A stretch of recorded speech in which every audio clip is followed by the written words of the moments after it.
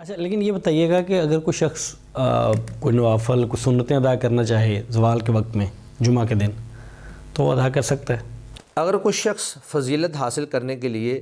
جلدی مسجد میں چلا جاتا ہے، جس طرح کہ حدیث کے اندر موجود ہے کہ جو پہلی گھڑی میں آیا اس کو ایک اونٹ کی قربانی کا ثواب، پھر گائے کی قربانی کا ثواب، تو یہ جو ایک ترتیب موجود ہے، تو اگر کوئی شخص یہ فضیلت حاصل کرنے کے لیے اور اجر پانے کے لیے مسجد میں جلدی چلا جاتا ہے، زوال کے ٹائم چلا جاتا ہے یا زوال سے بھی پہلے چلا جاتا ہے،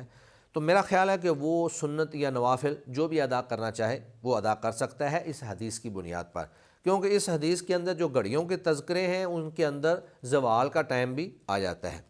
اور دوسری ایک روایت یہ ہے کہ نبی مکرم صلی اللہ علیہ وسلم نے فرمایا کہ جو بندہ مسجد میں آ جائے اور مسجد میں آ کر، مطلب وہ ساری روایت چل رہی ہے، ایک لمبی روایت ہے کہ غسل کر کے آئے اور پھر جلدی مسجد میں آ جائے، پھر الفاظ یہ ہیں کہ ثم صلی ما کتب لہ، پھر اللہ نے جو اس کے مقدر میں لکھ دیا ہے وہ نماز ادا کرے۔ تو یہ جو مقدر میں لکھا ہے اس کے اندر وسعت ہے، گنجائش ہے